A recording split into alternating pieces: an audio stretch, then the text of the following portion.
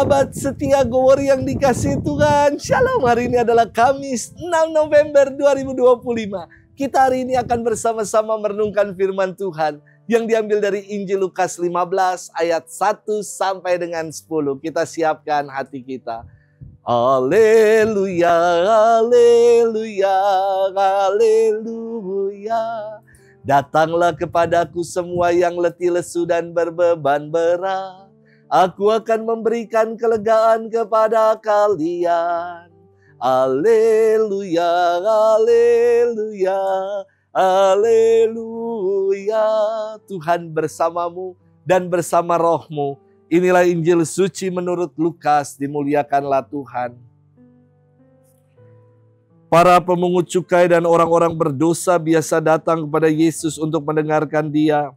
Maka bersungut-sungutlah orang-orang Farisi dan ahli-ahli Taurat, katanya, orang ini menerima orang-orang berdosa dan makan bersama dengan mereka. Maka Yesus menyampaikan perumpamaan berikut kepada mereka. Siapakah di antaramu yang mempunyai 100 ekor domba lalu kehilangan seekor, tidak meninggalkan yang 99 ekor di padang gurun dan pergi mencari yang sesat itu sampai ia menemukannya? Dan kalau telah menemukannya, ia lalu meletakkannya di atas bahu dengan gembira.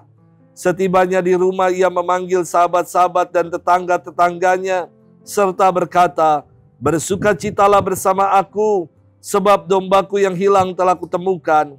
Aku berkata kepadamu, demikian juga akan ada sukacita di surga, karena satu orang berdosa yang bertobat, lebih daripada sukacita karena 99 orang benar, yang tidak memerlukan pertobatan.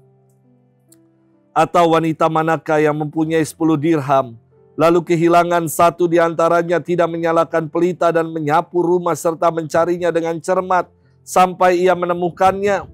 Dan kalau telah menemukannya, ia memanggil sahabat-sahabat dan tetangga-tetangganya serta berkata, bersukacitalah bersama aku, sebab dirhamku yang hilang telah kutemukan.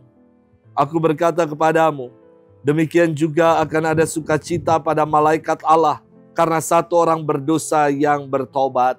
Demikianlah sabda Tuhan. Terpujilah Kristus. Sahabat setia Gowor yang dikasihi Tuhan, Shalom. Rasanya ya di zaman sekarang sikap orang itu seperti wasit sepak bola, berlari-larian hanya untuk menyalahkan. Atau sebaliknya mungkin di zaman sekarang, orang itu seperti wasit tinju yang mendiamkan orang-orang yang sedang berkelahi, namun memisahkan saat sedang berpelukan. Tinju itu kan kalau pelukan malah dipisahin ya. Tetapi ketika lagi tonjok-tonjokan, gelut, malah didiemin, diliatin doang. Gambaran situasi yang tidak beres itu dialami juga oleh Yesus, saya kira. Sahabat setia Gowor yang dikasihi Tuhan, dalam firman hari ini Yesus dikritik oleh orang-orang Farisi dan ahli-ahli Taurat karena ia menerima orang berdosa dan makan bersama dengan para pemungut cukai.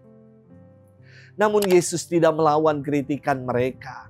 Melainkan Yesus menjelaskan apa yang menjadi visi kedatangannya. Biasanya kalau kita dikritik, reaksi kita adalah balas kritik, gas, kita lawan. Namun Yesus tidaklah demikian.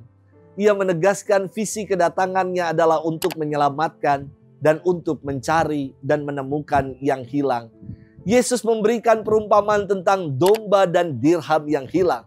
Dari kedua perumpamaan ini jelas bahwa Yesus datang adalah untuk mencari yang hilang, bukan Dia menunggu, melainkan bersikap proaktif mencari. Dan Tuhan memandang semua itu berharga, bahkan demi satu domba saja yang sesat, atau demi satu dirham saja yang hilang, dicari dengan seksama sampai ditemukan. Inilah maksud kedatangan Tuhan, yakni secara aktif mau merangkul, mencari, menemukan yang hilang dan menyelamatkannya. Dari perumpamaan ini nampak sekali kasih dan kesetiaan Tuhan yang begitu luar biasa bagi kita. Sahabat setia Gowor yang dikasihi Tuhan, Tuhan tidak sekedar menunggu kita yang tersesat untuk kembali bertobat dan datang kembali mencari jalan, tidak. Namun Tuhan sendiri yang aktif mencari. Dan Tuhan bergembira saat kita yang tersesat mau kembali dalam pelukan kasih-Nya. Adalah sukacita yang besar ketika satu orang bertobat. Inilah yang perlu kita upayakan dalam hidup. Sudahkah kita mau kembali kepada Tuhan dengan menjalani laku tobat yang sejati? Selamat bermenung. Tuhan memberkati kita selalu. Dalam nama Bapa dan Putra dan Roh Kudus. Amin.